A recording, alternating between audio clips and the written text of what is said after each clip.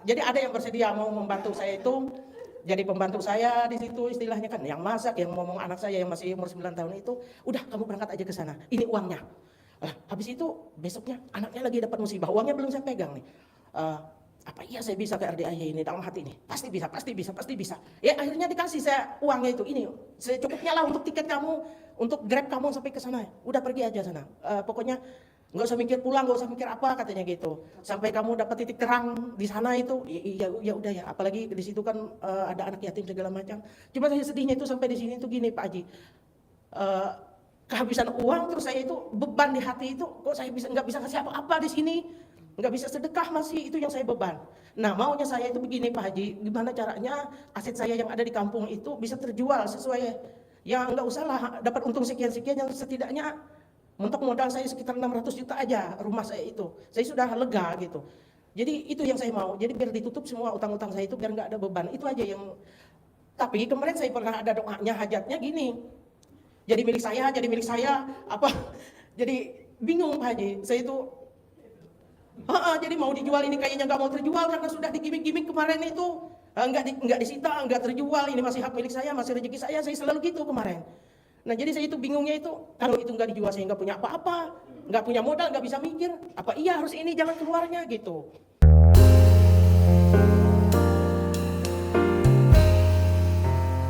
Assalamualaikum warahmatullahi wabarakatuh. Selamat datang di Ruang Testimoni. Tempatnya testimoni orang-orang sukses pastinya. Dan tidak banyak basa-basi lagi, mari kita simak video berikut ini.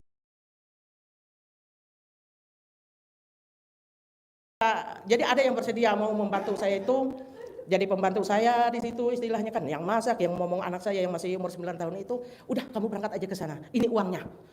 Habis itu besoknya anaknya lagi dapat musibah, uangnya belum saya pegang nih. Apa iya saya bisa ke RDIY ini dalam hati ini? Pasti bisa, pasti bisa, pasti bisa. Ya akhirnya dikasih saya uangnya itu, ini secukupnya lah untuk tiket kamu, untuk grab kamu sampai ke sana. Udah pergi aja sana. Pokoknya nggak usah mikir pulang, nggak usah mikir apa katanya gitu. Sampai kamu dapat titik terang di sana itu, ya udah ya. Apalagi di situ kan ada anak yatim segala macam. Cuma saya sedihnya itu sampai di sini tuh gini Pak Haji. Eh, Kehabisan uang terus saya itu beban di hati itu, kok saya nggak bisa kasih apa-apa di sini, nggak bisa sedekah, masih itu yang saya beban. Nah maunya saya itu begini Pak Haji, gimana caranya aset saya yang ada di kampung itu bisa terjual sesuai, ya nggak usah lah dapat untung sekian-sekian, yang setidaknya mentok modal saya sekitar 600 juta aja rumah saya itu, saya sudah lega gitu. Jadi itu yang saya mau, jadi biar ditutup semua utang-utang saya itu, biar nggak ada beban, itu aja yang.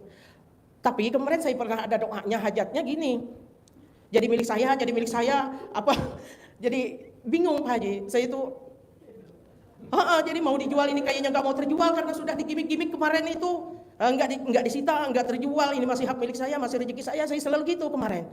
Nah jadi saya itu bingungnya itu, kalau itu nggak dijual saya nggak punya apa-apa, nggak punya modal, nggak bisa mikir, apa iya harus ini jalan keluarnya gitu. Jadi saran saya sih asetnya jangan dijual, tapi ibu bisa punya duit 600 juta. amin. Ibu di rumah tinggal sama siapa aja? Itu cuma anak saya yang kecil itu umur 9 tahun itu kan, ya warung-warungnya saya usaha itu saya lepas gitu. Yang penting anak saya bisa sekolah, anak saya bisa makan di situ, dia ngomong kan ada yang. Jadi ibu tinggal sama siapa aja di rumah? Cuma anak saya itu aja. Berdua? Sama pembantu aja. Siapa lagi? Ya pembantu itu satu. Nah, bisa gak ibu jangan jengkel sama orang rumah dulu? Ya, itu Jangan jengkel. anak saya yang kecil itu Pak. Gak boleh. Saya itu puasa 1 hari aja nggak marah, nggak bisa kayak Gak itu yang saya bingung. boleh. Anak itu kan titipan Allah.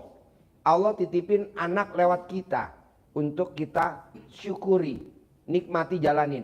Waktu itu di dalam kandungan, waktu itu yang kandungan ibu kan, ibu jaga tuh kandungannya. Bahkan waktu lahiran aja taruhannya nyawa. Kenapa pas udah lahir kita kok jengkel sama dia? Yang nitipin nggak setuju. Contoh, ibu punya sepeda motor, dititipin di stasiun kereta api, atau dititipin di stasiun, atau dititipin di pelabuhan. Terus motornya yang dititipin nggak dirawat sama yang bagian penitipan, motornya lecet, helmnya lecet. Kira-kira ibu marah nggak? Marah. Saya punya motor, saya titipin di penitipan di Bogor, motornya lecet, jatuh, helmnya jatuh pecah, marah.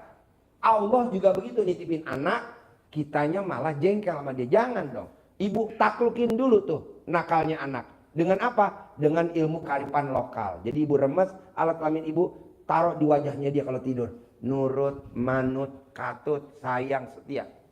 Saya juga punya anak bu, namanya Fauji. Fauji, jangan main air. Awas kalau Fauji main air terus. Papa punya mobil Robicon. Bener bu, saya punya Robicon. Fauji, nurut sama kata papa. Harus sekolah kedokteran. Kalau Fauji nggak nurut, papa sekolah kedokteran. Papa punya mobil Hummer. Bener bu, kemarin saya dapat mobil Hummer. Pas tanggal 17 Agustus dari Mas Abi sama Mbak Lisa. Yang dia cair 1,5 triliun. Fauji, harus masuk, jangan bolos. Kalau Fauji nggak mau masuk, papa punya mobil Velfire. Ibu lihat tuh, pojok ada mobil Velfire warna hitam. Terbaru, nih tahun 2024. Jadi maunya saya, habis gelap, terbitlah terang. Nama anaknya ibu siapa kalau saya boleh tahu? Jainab. Jainab. Terus yang kemarin yang mabuk main game itu, anak saya itu Nanda Fahmi Alparis, itu memang saya praktekin juga itu, saya colek-colek lagi dia tidur. Iya, Jainab, jangan bikin jengkel. Jainab kalau manggil ibu apa? Ya Jainab aja. Iya, Jainab kalau manggil ibu namanya Mama. Jainab, jangan bikin jengkel mama. Kalau Jainab bikin jengkel mama, utang mama minggu ini lunas. Bu, ibu lihat imam besar Masjidil Haram namanya Syekh Sudais. Itu waktu dia kecil, 28 tahun yang lalu waktu dia kecil, itu kalau ada tamu datang ke rumahnya Syekh Sudais, itu tamunya dikasih makanannya tuh diganti sama pasir.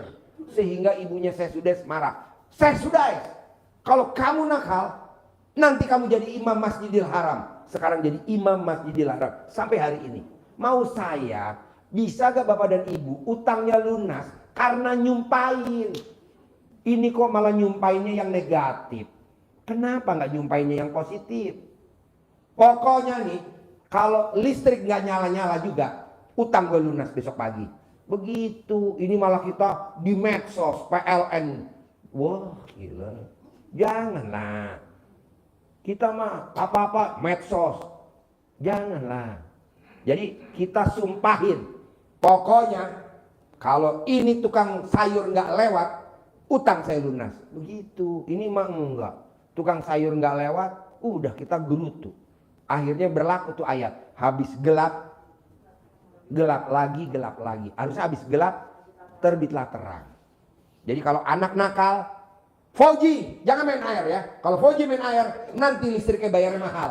Kok begitu sih ngomongnya? Nyata bener, karena dia main air, NCB-nya cetak, listriknya mahal. Kenapa itu yang disebut? Jangan dong. Fauji jangan main air. Kalau Fauji main air, papa punya mobil Robicon. Nih yang ketiga nih. Gak boleh disebut. Fauji jangan main air. Kalau Fauji main air, nanti kepleset. Bener loh, ucapan adalah doa kepleset. Itu jangan disebut dong. Akhirnya kita juga yang repot. Bawalah anak kita ke rumah sakit. Kenapa? Karena kepleset. Karena ucapan kita. Mendingan Fauji jangan main air. Kalau Fauji main air, papa punya mobil Robicon. Kok Pak Haji gak nyebut utang lunas? Ya kan saya gak punya utang. Ngapain lu sebut Robicon dong? Akhirnya kita punya Robicon. Akhirnya saya punya Hummer. Akhirnya saya punya Toyota Alphard. Akhirnya saya punya Velfire. Akhirnya saya punya mobil Jeep Mercy GL 400. Itu gak ada yang beli satupun bu. Gak ada satupun yang beli. Nah ibu maunya gitu. Jenab. Kalau Jenab gak mau tidur, utang mama besok pagi lunas. Begitu. Nanti kan Jenab bilang, waduh emak gue pulang dari Bogor gila. Udah langsung nanti dia telepon ambulan 911, tolong dong jemput emak gue. Ini emak gue gila nih pulang dari Bogor. Berbarengan sama orang Bekasi. Yang itu saya ketawa lepas. Saya tepuk tangan dong. Yo, pertanyaan apa Bapak? Yo. Harapan saya, semoga siapa saja yang telah menonton video ini jadi terinspirasi, dan saya doakan semoga semua hajat Bapak Ibu semuanya bisa cepat terkabul, dan saya doakan Ibu Bapak semuanya bisa secepatnya datang ke RDIY dan bertemu dengan Pak Haji dan anak-anak yatim tentunya. Amin amin ya rabbal alamin. Assalamualaikum warahmatullahi wabarakatuh.